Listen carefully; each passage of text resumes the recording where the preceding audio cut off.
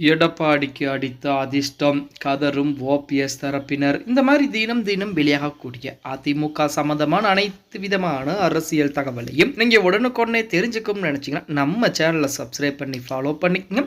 அப்படி இந்த வீடியோ பிடிச்சிருந்துச்சு அப்படின்னா ஒரு லைக் பண்றதுக்கு மட்டும் மறந்துடாதீங்க. அனைத்திந்திய அண்ணா திராவிட முன்னேற்ற கழகத்துடைய பொதுச் செயலாளர் யார் அப்படின்னு பார்த்தா நமது அண்ணன் எடப்பாடி பழனிசாமி அவர்கள் அப்படிங்கிறது நம்ம அனைவருக்குமே தெரியும். இப்போ அந்த பொதுச் செயலாளர் பதவியில் அமர்ந்ததுதான் மற்ற நபர்களுக்கு ஒரு சில நபர்களுக்கு மிகப்பெரிய ஒரு பிரச்சனையாக வந்துவிட்டது. இப்போ ஓபிஎஸ் ஆகட்டும், சசிகலா ஆகட்டும், டிடிவி தினகரன் ஆகட்டும், இந்த மூன்று நபர்களுமே அதிமுகவிலிருந்து வெளியேற்றப்பட்டவர்கள். அதாவது ஓபிஎஸ்ஸின் மூலமாக சசிகலாவும் டிடிவி தினகரன் வெளியேற்றப்படுறாங்க. அவர்களை வெளியேற்றத்தின் காரணமாக அந்த பாவச் செயல் பார்த்தீங்க அப்படின்னா ஓபிஎஸ்ஸையும் அதிமுக விட்டு வெளியேற்ற. இப்போ மூன்று பேருமே அதிமுக இவர்களுக்கும் எந்த விதமான சம்பந்தங்களும் கிடையாது அப்படிங்கிற மாதிரி இருக்கு. ஆனா இந்த மூன்று பேருக்கு இருக்கக்கூடிய பிரச்சனை என்ன அப்படின்னு பார்த்து அதிமுகவில் பொதுச் செயலாளர் பதவியில் எடப்பாடி பழனிசாமி அமர்ந்திருப்பதுதான் அவர்கள் மூன்று பேருக்கும் மிகப்பெரிய ஒரு பிரச்சனையாக இருந்தது.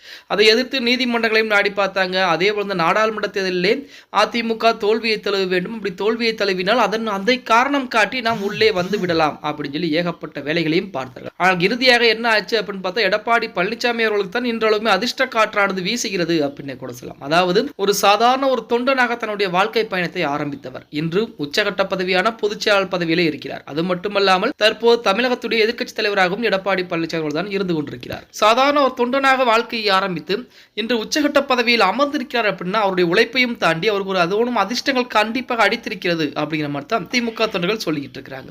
இதுலயுமே பாத்தீங்க அப்படின்னா நாடாளுமன்ற தேர்தலாகட்டும், அதற்கு முன்பு நடந்த தேர்தல்களாகட்டும், இந்த தேர்தல்கள் புறமே அதிமுக தோல்வியை சந்திக்கிறது. அதுவும் இந்த நாடாளுமன்ற தேர்தலிலே படுதோல்வியை சந்திக்கிறது.